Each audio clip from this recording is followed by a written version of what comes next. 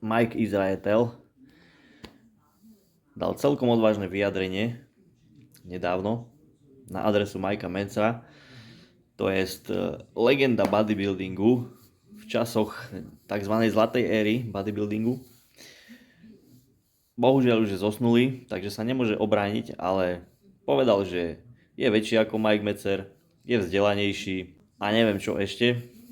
A vo finále, keď si ho porovnáme, tak Mike Israetel vyzerá nejako takto a Mike Mentzer vyzeral vo svojich najlepších rokoch nejako takto.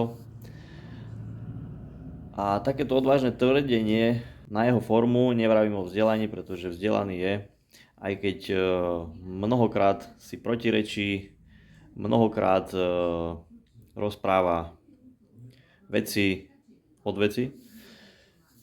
Nehovorím, že všetko, ale občas. A niekedy si strelí aj do vlastnej nohy, lebo ide sám proti svojim tvrdeniam. Ale jednoducho tá forma, porovnaj si to. Mike a Mike. Trošku sebareflexie by nezaškodilo. Čo k tomu viac dodať? Hoď mi do komentu tvoj názor.